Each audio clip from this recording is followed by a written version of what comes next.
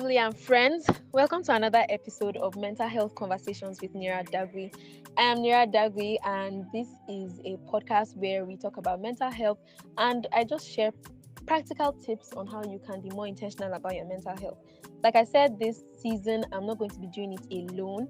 And as you can see from the title of this episode, it's Detty December because what? It's the festive season. And you shouldn't forget about your mental health. Today, I am joined by the amazing money mechanic. She's a lot of things. And personally to me, she's my big sister, my mentor, my coach, my friend, my plenty other things. But I'll let her introduce herself and we'll carry on from there. Over to you.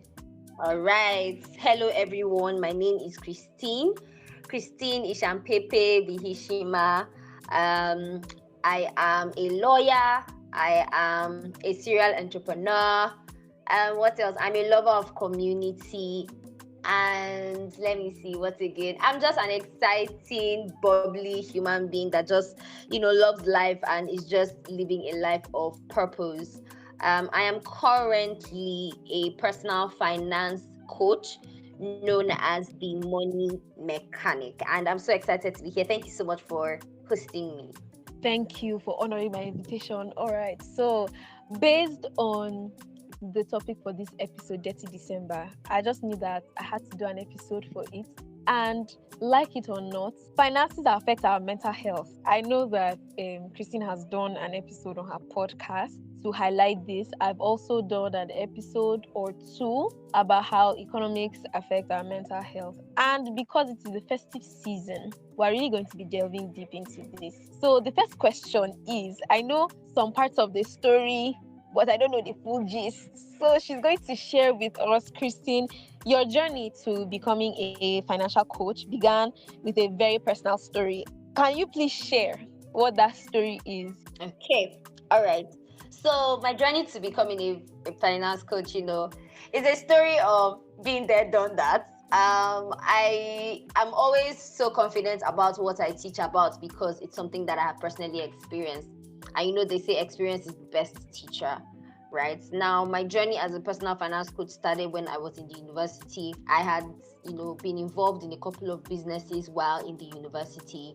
And at the time, I was doing quite well with my businesses. I was earning very good money for a student at the time. However, the main issue was that I was almost always broke and almost always in debt. And, it was a toxic cycle. It was a toxic cycle because, it's either I'm trying to get back on my feet or I'm trying to pay back debt. And when I get back on my feet, all of the money I get from my businesses, I'm using to pay debt, and all of that. So it became a toxic cycle. And I remember one certain day I was reading a book I've come to love very much, The Smart Money Woman. And I remember that at the beginning part of the book, the author talks about how we should calculate our net worth. Essentially, what are your assets and what are your liabilities? And I realized that my liabilities were a whole truckload of liabilities. And I had not even been spending my money buying any assets of any kind. And it was at that point in time that I was like, oh my God, if I don't fix up right now, this is always going to be my life. Yes, I was enjoying the pleasures of life, but why do that, on the altar of always being in debt and being always broke? And so it was me just really trying to get out of debt, just trying to find my way out of that tunnel, really to a point where I'm like, I am debt free and I know what it feels like.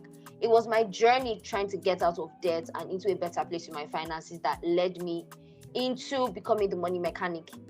I just started sharing some of these tips I was learning with my family and my friends. And I realized that this was not just a personal struggle. Other people were struggling with it, who were my friends. And I'm just like, you know what? We should actually take this more seriously. And that led me into building this into the brand that it is today.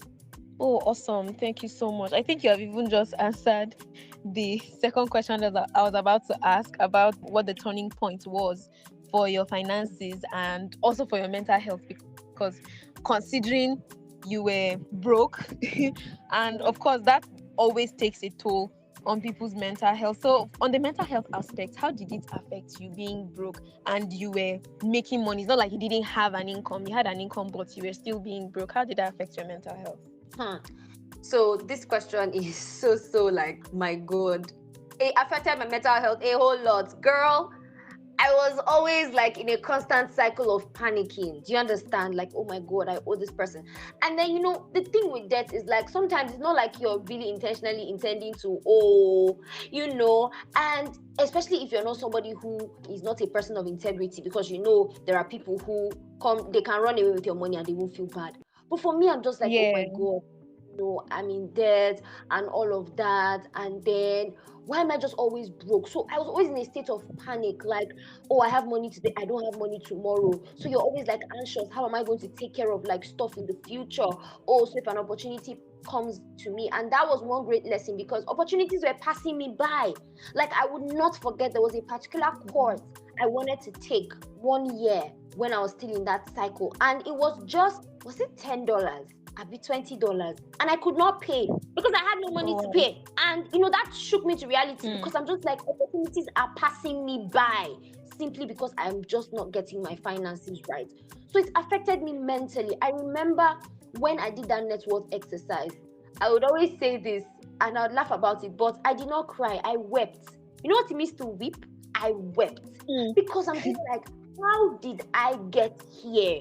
And it was worse because when you're in debt, you deceive yourself about how much debt you're in. Sometimes you're just like, it's just 20K, just 50K. Until you now do the calculation and realize you are 100K, 200K in debt. I know what even shocked me was that my debt was not 5 figures. We're talking of 6 figures.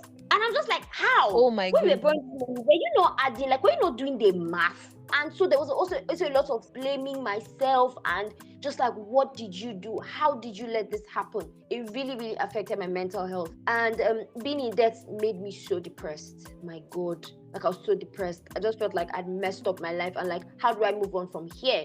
Because you'd make money, right? But you're spending all the money you are making paying debt. That's not a good place to be in. That's not a good place to be in. So yes, that truly affected my mental health. I won't even lie. Oh, okay. Wow. That is really something. 6 figures of debt and you were just a university student. So now this is like the general way it affects your mental health. Now we know that we have just entered into December. From this week or from tomorrow is the 20th. And Exactly. when this episode is dropping, it's going to be the 22nd. So the Christmas and festive season is already in full gear. All right. And I just wanted to ask, right, what are some of the financial stresses and how it affects our mental health, especially considering it's the festive season? You know that the way Nigeria is right now, the economy is not even smiling at anybody. What's the implication of this on people's mental health? So, given that we are a people who love festivities, right? And I feel like if no other country celebrates Christmas, Nigerians, we carry Christmas on top of our head. And I think that's so true. Yes, we carry Christmas on our head because have you noticed that in Nigeria, Muslims and Christians celebrate Christmas like as per it's a big deal. Some people don't even know what is happening, what's the reason for Christmas, but it is Christmas, and so we boogie and we do Detty December. Now, how I think that really like impacts us is that I see a whole lot of us falling under the strain of having to meet up with what society expects. If you remember a couple of days ago, we're bantering on the volunteer group chats, right? And we're talking about how chicken is now 25K. And I said, oh, I'm going to go into the bush and go and kill bush meat and eat. We laughed about it, but do you know that there are a whole lot of people that are going to be under immense pressure to ensure that their family eats chicken this Christmas? People are going to go into because they want to meet up with the standard. I was discussing, I think last week, and we're discussing how transportation rates are crazy. And even with everything, you're still seeing people scraping up all they have, borrowing money to travel. Because for some people, they need to go and show their families that they've been doing well the whole year. And so Christmas is the time where some people go to their native homes to go and show that they are doing well and they're not suffering. When in fact, they made those trips on borrowed. So I think that this affects us greatly because of the environment that we are in. And if we're not careful, like I said, it's the ripple effect. Yes, in the moment, you eat rice, you eat chicken, you go out, you do Detty December. But remember that we're going to have to deal with the repercussion, right? That's why you see that after December is over, January comes. And people are stuck. So you see a whole lot of people are going to be getting into more debt in January because they've spent all of their salary in December and they're going to now be cashless in January. And they say January has like 90 days, right? Yeah. So exactly. So I think that financial stress, affects us as well because we're putting ourselves under a whole lot of stress to meet up with societal demands. There's also the feeling of I have worked hard all year and it's time to reward myself, right?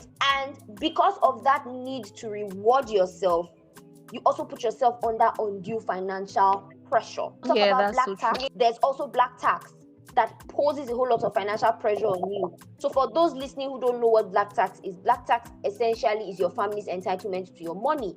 So your family thinking like, oh, it's Christmas, and so you have to do this for us. Do you understand? You are working now, so we should eat chicken in the house. We should be able to buy new clothes. We should be able to do this and do that and do that, even when you know you can't afford it, or you know that the year has been rough. So black tax too really puts a whole lot of financial stress on us, and it would definitely affect our mental health. A couple of fathers are really going to be under a whole lot of financial stress when this Christmas is over, because you also don't want to upset your kids, you don't want to upset your wife. Do you understand? You don't want to have to explain to the Yeah. children why they are having to repeat dresses when their friends are wearing new dresses. So there's all of this. Yeah, wow, that's really good. That's so profound. You had mentioned something about arriving in a village and just showing everybody that this year was a lit year, and even with the economic crunch, I still survived and want to show off. So I have two questions that I'm going to ask. How people detach their self-worth from how much they spend? Like based on look at my status now. How can they say that I am not able to do this? How can people detach their self-worth from that? And also, what are some healthy boundaries that people can set without the fear of missing out? You don't want to be the only one that is inside. Everybody is outside. You want to be outside as well. So what are some boundaries that we can set, especially now? Okay. So the first question is the strategies that can help us like detach our self-worth, right, from Yes. the holiday, right? And then the second thing you're asking is how to set boundaries. Am I right? Yes. Awesome. Okay. Now let's take it one at a time. So now the first question you asked, how can people detach their self-worth from how much they spend during the holiday? I think that the first thing to understand is that this is not the first holiday there will be, and this will not be the last unless you plan to die before the next Christmas. Yes. And I'm saying this because for me, let me be personal with this. My birthday is on Christmas Day, right? And I know how much pressure sometimes you feel because you're just like, oh my God, it's Christmas and it's my birthday. So I should go all out simply because I want to have a double celebration. It makes a whole lot of sense. Yeah. Great. But I also have to understand my limits. Now, I had great plans for my birthday this year, but almost at a point in November, I had to sit down with my finances and say, this 30 December, you want to say they do birthday, they do Christmas on top. Is it entering inside your budget properly? I had to be real with myself. Right? I had to look at my long-term goals and ask myself, am I going to sacrifice my long-term goals for the sake of one day? And Christmas is really funny because it's a one-day celebration. I think that's like the really funny thing. The fact that all of this financial stress is for one day. Like, it's really for one day. And like, we put ourselves under so much pressure. So I feel like the first thing we must understand is that this is not going to be the first holiday and this isn't the last. It may not be all you want it to be, but I think that being conscious of what matters the most is important. What matters the most? I think for me this year, I just kept reminding myself that the fact that I am alive and well, and I have gone through all Nigeria has thrown at me and I'm here, I think that should be the important thing. And then secondly, understanding what the real reason of Christmas is. And the real reason of Christmas is really not to put myself under financial pressure. And thirdly, to remember that I have long-term financial goals, which begins from January. January is a financial goal because we all know how the world works in January. It's dry. People are still trying to settle into the new year. It's an actual thing. People may joke and say it's nice, but it's an actual thing because it also comes with the wave of a new year. People are trying to settle in, right? People have spent so much. Why should I be among the number of people who enter January and are confused? So I must remember that there is not just the holiday, there's also the future. And that's why when we talk about emergency funds, we don't look at emergency funds as just funds that will come handy 6 months later. An emergency can happen in the next 5 minutes, and your emergency fund will be needed. Yeah. Now, it may have taken you 6 months to build that emergency fund, but it will come through for you on one day when you need it. So what am I saying? The first strategy is, first of all, do not attach your enjoyments to just one season. Why don't you say, okay, over the course of the year, I will spread out my beautiful moments. I will make memories. When Christmas comes, it just becomes one of those moments where I make memories. And then I Yeah, will be that's intentional true. too. Yes, exactly, about making memories. And then I will not allow peer pressure. That's another strategy now. I'm even getting into the second question, ensuring that you don't Yeah. allow pressure get to you. Comparison is the thief of joy, according to, I think, Theodore Roosevelt, right? The moment you detach yourself from comparison, your joy is restored. Because the truth is that joy is not happiness. Joy is that whether I wear a new dress during Christmas or I don't, I'm fine. Happiness is, it is when I wear a new dress on Christmas Day that all will be right with the world. So now, linking it to your second question, how can we set boundaries without feeling like we're missing out? I think one of the very important ways to set boundaries is to, I feel, if you really want to celebrate Christmas, then plan for Christmas way ahead of time. 3 months to Christmas, 4 Yeah. months. Start asking yourself, what do I really want to do this Christmas? If I want to take a trip, then I should have started saving for the trip months before. Spread it across. What is it going to cost me to go on a trip? And then can I start putting money aside little by little by little towards this trip, so that when December comes, I am not doing things under so much pressure? Yeah. Yes. Then secondly, again, I would say avoid comparison. There's a whole lot going on. And what I've come to realize is that some of the people, right, that we compare ourselves with, that we think we envy their life, do you know some of them are living a life full of debts? Yes. So they may be, That's yes, they may another put up issue. a front. Exactly. They may put up a front for you. But if you dig deep, these guys are in debt. It's either they are in debt or they really have an, let's say, unquantifiable source of income. Now, there are people in the second category, but many times you Yeah. find out that people are also trying to put up a front. So, learning not to compare, then learning to be content. Be content, like I said, I'm going back to what I said. Know what really matters to you. What really matters to you? I think that this should be a time where we actually engage in sober reflection about what really matters to me at this time. Is it celebrating Christmas to show off, or there are more things that matter to me? Like the fact that I am hale and hearty, that I am alive, that I've seen the end of the year and I'm looking forward to entering a new year, that I have long-term goals I'm working towards, and I shouldn't empty all my accounts because of one day. What really matters to you? I think that by the time you do a deep dive into, knowing what really matters to you, it will be easy for you to now set boundaries. Then I'll think another way to set boundaries too would be to have open conversations with the people that matter to you in your life. I don't feel like we talk about money enough, and this is not even just about Christmas. I think it's about a whole lot of things. Let's learn to talk about money. How many of us really sit with our families and say, okay, fine, what are we doing for Christmas, and how are we raising the money for Christmas? Everybody just expects that it's Christmas now, so everybody should be willing to bring out money. No, it shouldn't work like that. And your friends just expect that, it's Detty December, so everybody should be ready to remain. No. Can we sit and actually talk about how we want Christmas to be spent? And what sacrifices are we each willing to make? Are we all financially buoyant enough to do all of those things that many people are deciding, we should do? So learning to say no as well. If you know you cannot afford to be at a certain function during this Christmas, politely say no. I know that no is a little difficult for a lot of us, but no saves you money, I promise. So let me not talk too Of course much. it does. I think that these Totally are agree with you. yes, these are like helpful strategies. Oh, please, one more thing. I feel like I read somewhere they were talking about like how to, be financially, intelligent during the season. And they gave an idea. They said you could also plan like low budget enjoyments. I don't know how to explain, but like low budget enjoyments. Like, okay, fine. We cannot afford to go to the cinema because we know that if we go to the cinema, we'll pay for tickets, we'll buy popcorn. But why can't we just find one person's house, gather as a group, get all the movies we want to watch and watch it at home, do our movie night at home, you know. And we're Yes. just thinking about low budget, ideas, for spending Christmas so that you don't go all out. Yeah, definitely. I totally agree with that because I think that's even my plan for this Christmas. For the first time, I'm spending Christmas away from my family.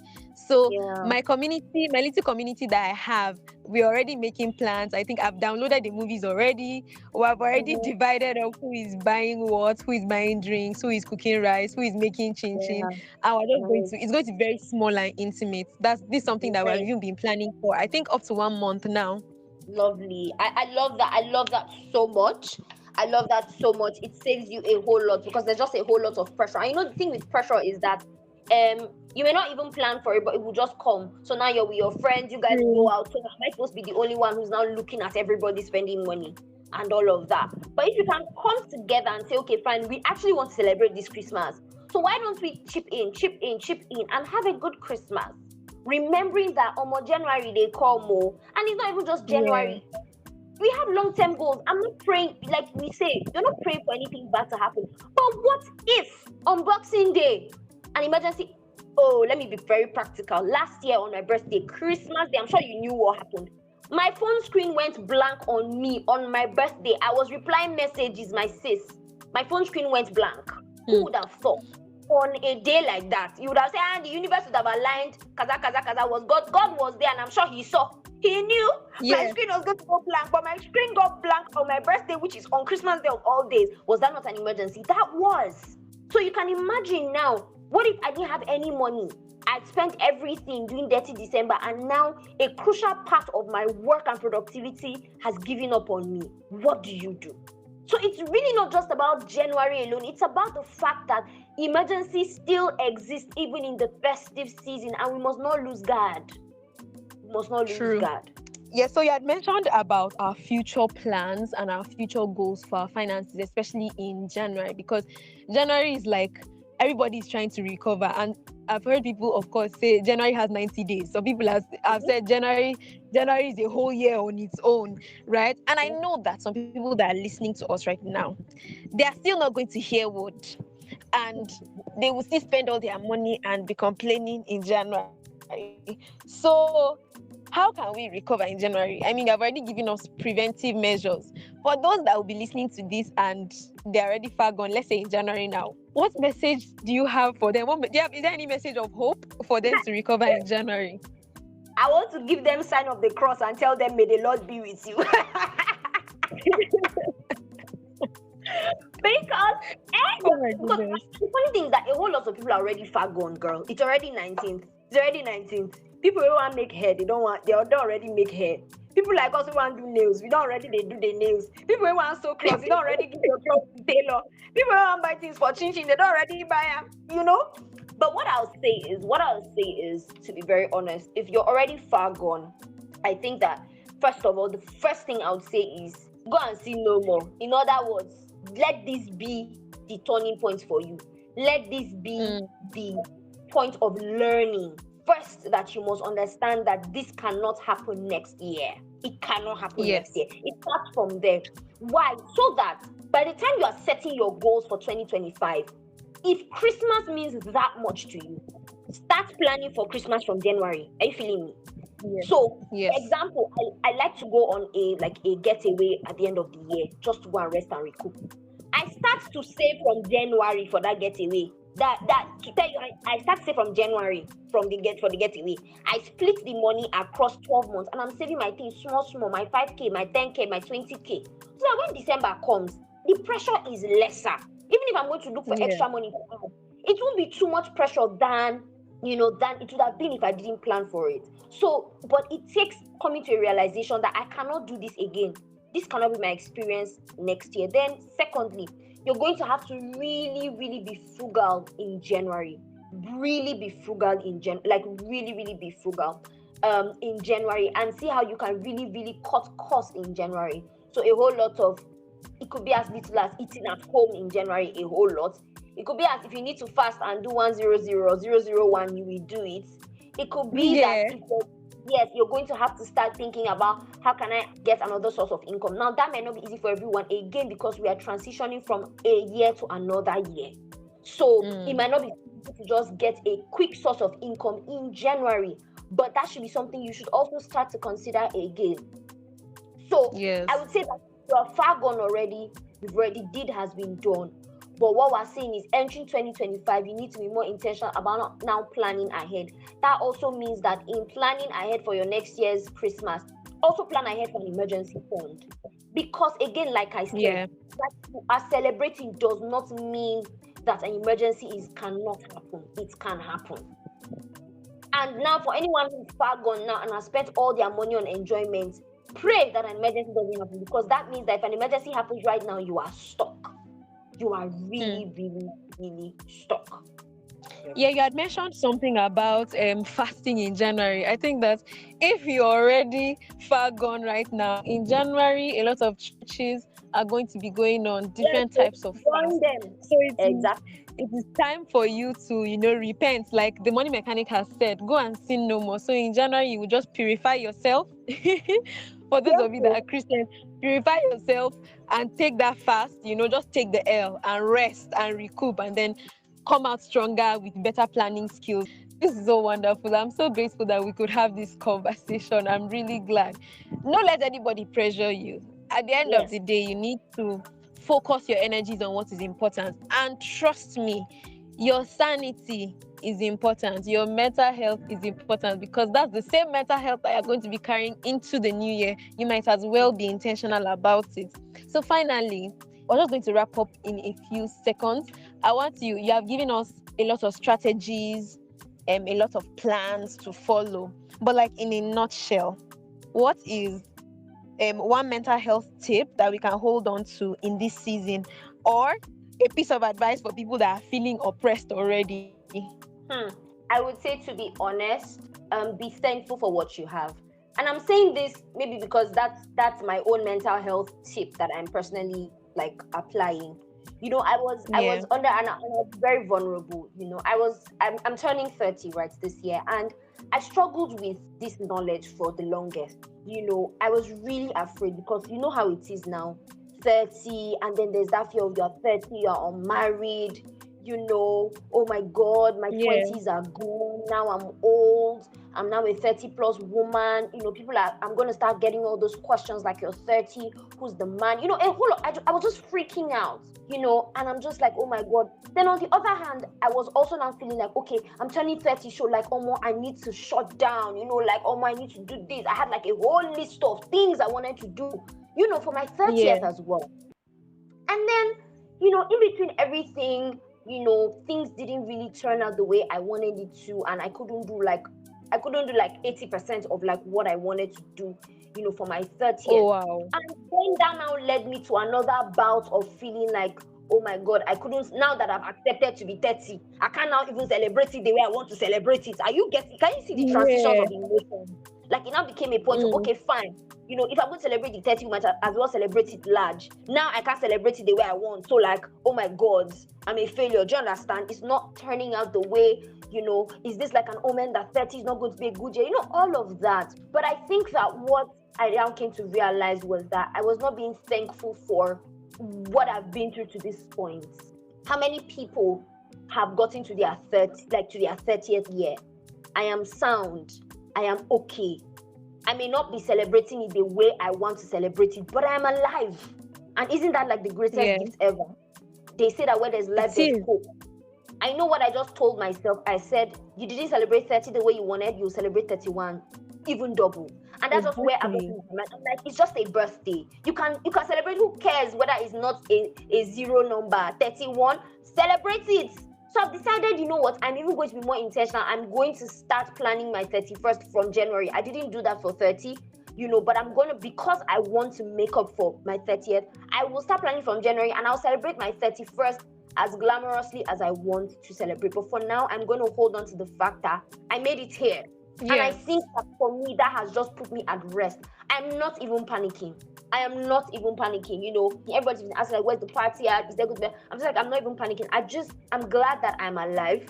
And I think that, like I said, going back to what matters the most is really important, Nerat. Like, it's so important. Like, going back to what really matters the most. And what really matters the most for me is that I'm alive and I'm well. And like, I have the chance to see my 30th year. I think it's more important to me than anything. And just staying thankful, I would say, would help a whole lot of us to navigate the pressures of the festive season.